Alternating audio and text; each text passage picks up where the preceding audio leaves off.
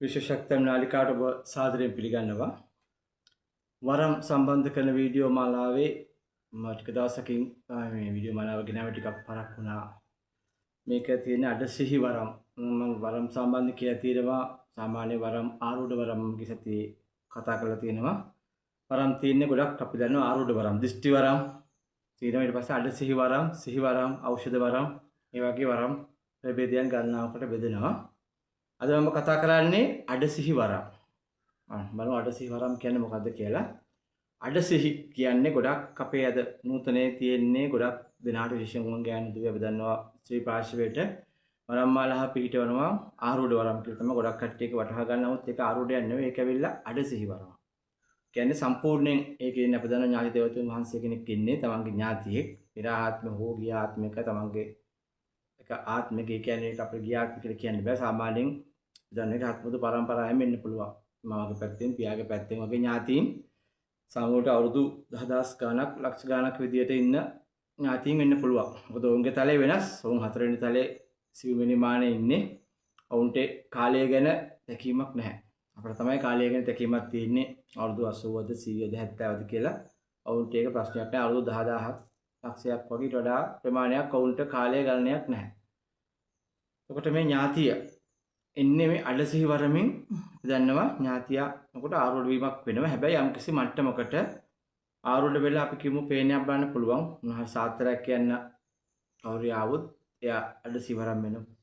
ඒ දේව ගැතිය හෝ එත නැත්තියට ඥාතියා ඇඟට එන්නේ යම්කිසි මට්ටමකට. කියන්නේ සම්පූර්ණයෙන්ම ඔහුගේ සිහිය විකල් වෙන්නේ නැහැ. සිහිය තියෙනවා. නමුත් ඔය කියන දේ මතකයි. මොකද්ද කිව්වේ කියලා යම්කිසි විද්‍යයකට ඇඟ සිරුරට ආවේශ වීමක් වෙන්නේ සම්පූර්ණ සිරුර අපේ කඳ ඇල්ලීමක් වෙනවා යම් කිසි මට්ටමකට. දැන් මේක චිත්ත මුණ්ඩෙන් කරන මුණ්ඩෙන් විශේෂයෙන් කරන මුණ්ඩෙන් කනට කරලා තමයි පණිවිඩ කොටක් දෙන්නේ. ඒ සිතුවිලි හරහා Tamanට ඒක කියවෙනවා.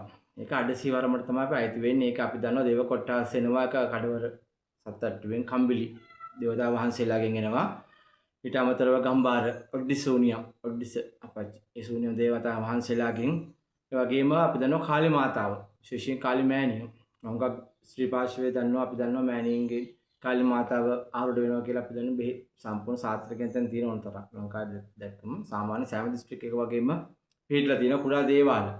නමුත් මේ කාලි මාතාව දන්නවා මෑණින් වහන්සේ භද්‍රකාලි තුන් මෑණින් වහන්සේට කිසිසේත්ම අනුසරණයකට පිවිසෙන්නේ නැහැ. කොහොමත්ම වෙන්නේ නැහැ. අපි දන්නේ එන්නේ උන්වහන්සේගේ ඉන්න පරිවාරය. පරිවාරයේ විශාල සංඛ්‍යාවක් ඉන්න යක්ෂණියන් ඉන්නවා. දැන් මහා මාතා මහේශ්වරී මාතාව භද්‍රමෑණි කාලිමෑණි වහන්සේගේ ස්වරූප ගණනාවක් තියෙනවා. විශාලම කියන්නේ ස්වභාවදාම ශක්තිය තමයි මෑණි වහන්සේ. දැන් ශිව පාර්වති ශිවදේව වහන්සේත් එක්කෙන ශිව ස්ත්‍රී පුරුෂ ශක්තිය මාතාව ස්ත්‍රී ශක්තිය තමයි ස්වභාවධර්මයට ඒක හඳුන්වන්නේ. ඒ මාතාවගේ විශේෂයෙන් ඔය එන්නේ පරිවාරයේ සොහොන් කාලි. දැන් සොහොන් කාලි මාතාව මෑණියෝ. සොහොන් කාලි කියන්නේ උන්වහන්සේක තියෙන මෑණි වහන්සේගේ යක්ෂම ඒ කියන්නේ සාමාන්‍ය පහළ මට්ටමේ ඉන්න මෑණි වහන්සේ කෙනෙක්. ඒ මෑණි ශක්තියට ඕන තැනකට එන්න පුළුවන්. කිලිකුණු එච්චර ප්‍රශ්නයක් නැහැ සොහොන් සාමාන්‍ය කිලිකවල ඕන තැනකට ඔය විශේෂයෙන් නපුරු තම දන්නවා ඔය කරන කැපිලි හුනියා ඒවට යොදාගන්නේ සොහොන් කාලි මාතාවගේ ශක්තිය.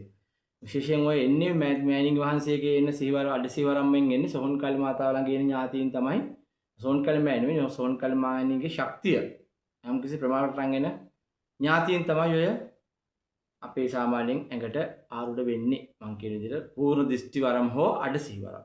පූර්ණ දිෂ්ටි වරමෙත් එහෙම අඩසිහි වරමෙත් යම් කිසි මට්ටමකට ආරූඪ වීමක් වෙනවා. ඒතර මේ ආරූඪ වීමෙන් එන පේන කියන්න පුළුවන්. දන්නවා මොන හරි දෙයක් කියන්න පුළුවන්. නිවසක මොන හරි දෝෂයක් කියන්න පුළුවන්. නිවසේ මොන හරි පොඩි වෙනයක් අනවෙන්න සාමාන්‍ය හුනියම් කරලා තිබ්බොත් ඒවා කියන්න පුළුවන්. කවුද කර පුද්ගලයන්ගේ සාමාන්‍ය ප්‍රමාණ පවා උන්ගේ ස්වරූප පවා කියන්න පුළුවන්. හොඳ වෙන මාලාවකට. නමුත් මේකෙත් තියෙනවා මේ වරම් වල විශේෂයෙන්ම වරම් හිර වෙනවා. ඒ කියන්නේ වරම් හිර වෙන පැත්ත වැඩි. ඒ කියන්නේ වරම් වල තමන් ඒක දේව ගතිය. ඒ කියන්නේ පුද්ගලයා දේවාලේ කරන කපුවා. ඒක ආමනෙන් කපු මහතාව කපු මේ මෑණියෝ මෑණි කියලා කියන ගෑනු කට්ටියට ඔවුන්ගේ ක්‍රියාකලාපයේ අනුව ඔවුන් ඔය විශේෂයෙන් ඔය කපන්න පුළුවන් කියලා සමහර දැන් නෝන කෙනෙක් දැන් දේවල්ට ආව පස්සේ ඒක ගොඩක් ගෙදරක් අපිට මිනිස්සුක් පෙන්නනවා. යුනිවර්සිටි යන දෝෂ පෙන්නනවා. ඒ දෝෂේ සමහරව බලා ගන්නවා මේක පුළුවන් කියලා බාර ගන්නවා. නමුත් Tamanට කැපුම් අවසරයක් නැහැ. දන්නවා ඒකට අනවරම් බලවරම් තදවරම් ඒ වගේ වරම් පිටින් ඕන වරම් මාලාවක වේනයක් කිව්වට සියලු දෙනාටම ඒ කැපුම් අවසර නැහැ. ඒ නැතුව ගිහිල්ලා වරමින් ඒව තමන් කපන්න ගත්තොත් තමන්ගේ වරම් මාලාව ඥාතිය විශේෂයෙන් ඥාතිය තමයි හිර වෙන්නේ. හිර වුණොත් තමන්ට පේන් මාලාව කියන්න බැරි වෙනවා. තමන්ට විශේෂයෙන් සිරුරට දැඩි අපහසුතාවයක් එනවා. සිරුර අසනීප වෙන්න බලනවා. විශේෂ අසනීප වෙන්න බලන දෝෂ මාලා ඊට පස්සේ එනවා. නම් කිසි භූත ප්‍රේත කොටස් වල තමන්ට බලපෑම් වෙනවා. ඒ දේවල් පරිශ්‍ර වෙත් ඊට පස්සේ සාර්ථකත්වය නැති වෙ ගිහිල්ලා ටික ටික ඥාතිය ඈත් වෙන්න බලනවා. ඊට පස්සේ තමන්ට කියන පේන් මාලාව කියන්න බැරි වෙනවා. සම්පූර්ණ වැඩ කරන්නත් අපහසු වෙනවා. ඒක තමයි විශේෂයෙන් ඔය ආරුඩ වරම් අඩසී වරම් වල විශේෂයෙන් සිහි වරම් වල නෙවෙයි ඒක සිහි වරම් ඖෂධ වරම් උසස්ම වරම් වරම් වලින් කියන්නේ ඒ වල න්‍යාය දේවතා වහන්සේ කෙනෙක් ඇඟට ආරුඩ වීමක් වෙන්නේ නැහැ. සාමාන්‍ය තමයි සිතට තමයි පණිවිඩ දෙන්නේ විශේෂ ශක්තියත් එක්ක ආකර්ෂණයත් එක්ක තමයි දේව ආකර්ෂණයත් එක්ක තමයි ඒ වරම් පිහිටන්නේ. ඒත් මේ අඩසී වරම ගැන ගොඩක් සාමාන්‍ය කියන්නේ සම්පූර්ණ දුරට කියන්න පුළුවන්. ඒත් මේ අඩසී වරමෙන් සමුන්ට වැඩ කරන සීමාවක් තියෙනවා. මම උගත් දනාට තියෙන්නේ ආරුඩ නෙමෙයි අඩසී වරම්. ආරුඩ වෙනවා කියලා කිව්වට අඩසිහි වරම කියන්නේ තමන්ට කියන දේ මතකයි. වෙන කිව්වන් පස්සේ තමන්ට කියපු දේ සාමාන්‍යයෙන් ප්‍රමාණයට තමන්ට මතකයි. සම්පූර්ණ සිහි නැතිවීමක් වෙන්නේ නැහැ. තමුන් උගක් කට්ටිය කියන්නේ නැහැ සිහි නැති මතක නැහැ කියලා. නමුත් ඒක ගොඩක් මතකයි. අඩසිහි වරම වෙන්නේ යම් කිසි මට්ටමකට ආරුඩයකට ඇඟට එනවා. මම કોઈ යක්ෂ පැත්තෙන් හෝ දේව පැත්තෙන් වෙන්න පුළුවන්. පොළොවට කම්බිලික යක්ෂ සේනාධිපති වහන්සේලාගෙන් වෙන්න පුළුවන්. සුනියම් දේව වහන්සේගෙන්. ඒ වගේ දේව ආත්ම වලින් පැත්තෙන් ඒ වගේ අඩසී වරම් එන්න පුළුවන්. සාමාන්‍යයෙන් තමන්ට කියන වරම් විශේෂයෙන් මේ අඩසී වරමේ බංකෝ සීමාවක් ඇතුව වැඩ කරන්න ඕන. ඒ කියන්නේ මේකේ හැමෝටම අනවරම් හේද වරම් බලවරම් ඇතුව සාමාන්‍යයෙන් දෙහි කපන්න විශේෂයෙන් දෙහි කැපවලට වඩා විශේෂක පුහුල් බෙදලා තියෙන කොළ වේල කපන්න යන්න හොඳ නැහැ. තමන් දැනගන්න ඕන තමන්ට ඒ වරම් මාලාවේ තියෙන ශක්තිය පිළිබඳව. හොඳයි. මම වරම් මාලා මම ඉදිරියට දැන්වත් ගෙනියනවා ඉදිරි වීඩියෝ එකක් ගෙනියනවා ඊට පස්සේ මම සිහිවරම් විශේෂයෙන් සිහිවරම් ගැන කියනවා. සිහිවරම් කියන්නේ අපි දන්නවා වරම් වලින් සාමාන්‍යයෙන් ශ්‍රේෂ්ඨතම වරම. දේව ආකර්ෂණ විශේෂයෙන් ඒ කියන්නේ ආකර්ෂණය. දිව්‍යයන්ගේ ඥාතීන් ඇඟට කිසිසේත් පැමිණෙන්නේ නැහැ. නමුත් යම් කිසි ආකර්ෂණයක් දෙනවා උසස් දේව මණ්ඩල වලින්. ඒ ඥාතීන් පින්වත්. සිහිවරම් ඥාතීන් ගොඩක් පින්වත්. ඒ ඥාතීන් Tamanට ආකර්ෂණයක් දීලා විශේෂ ලෙඩ සුව කරන්න හඳුනාන සාමාන්‍ය වෛද්‍ය විද්‍යාව හඳුනානගත් ලෙඩ සුව කරන්න පුළුවන්. නිවාස දෝෂ සම්පූර්ණ බල Tamanට අයින් කරන්න පුළුවන්. ඒ ශක්තිය තියෙනවා. ඒ වහන්සේලාගේ බලයෙන්. හැබැයි මේ කරන පුද්ගලයාත් ප්‍රතිපත්ති ගෞරවව විශේෂයෙන් හොඳට පිරිසිදුව සිටින්න ඕන විශේෂ ප්‍රතිපත්ති අනිවාර්ය ප්‍රතිපත්ති තියෙනවා. ඔය ආරුඩ වරම් වල සමහර අපි දන්නවා යක්ෂ දේවතා වහන්සේලා ඇඟට එන වරම් වල ප්‍රතිපත්ති එච්චටම බලපාන්නේ නැහැ. මොකද තමන් දන්නවා ඕන විදිහට ඉන්න පුළුවන්. තමන්ට වැරදි කියන්නේ තමන්ගේ ප්‍රතිපත්ති අඩුනොත් ඒ සමහර සුරා පානය කරන සමහර අය සුරා විස මස් මාංශ දැඩිස ගිජු වෙනවා. විශේෂයෙන් යක්ෂ දේවතා වහන්සේලාගේ පැමිණීමත් සමග ඒවා මේ ආරුඩ වරම් වල වෙන දිෂ්ටි වරම් වල ඒක තමන්ට එච්චර ලොකු ගැටලුවක් නැහැ. ඒවා අනුභව කරාට මොකද ඒ යක්ෂ දේවතා වහන්සේලා ඒවට සම්බන්ධ කැමැතියක් තියෙනවා. උසස් වරම් උසස් දේව මණ්ඩලයෙන් විශේෂයෙන් මහා දේව මණ්ඩලයෙන් දේව මණ්ඩලයෙන් පැමිණෙන වරම් පත්සත්පති මෑණින් වහන්සේලාගේ ශ්‍රී විෂ්ණු කතරගම විෂ්ණු වහන්සේලාගේ කතරගම අන්දස්සම වහන්සේලාගෙන් උසස් දේව මණ්ඩලයෙන් පැමිණෙන වරම් වල තමයි ගොඩක් තමයි දේව ආකර්ෂණයක් එන්නේ. ඒක ආකර්ෂණ වරම් ගණයට තමයි ඒක අයත් වෙන්නේ. ඒක දේව ආකර්ෂණය වෙන්නේ. ඒක ඇඟ ආරුඩ වීමක් කිසිසේත් වෙන්නේ නැහැ. තමන්ට හොඳ සිහියක් තියෙනවා. හැබැයි තමන්ට හොඳ කල්පනාවක් තියෙන්න ඕන. ඒ කියන පණිවිඩ අඳුර ගන්න. ඒක වැටෙන්නේ සිහිවරම් ප්‍රභේදයට. හොඳයි.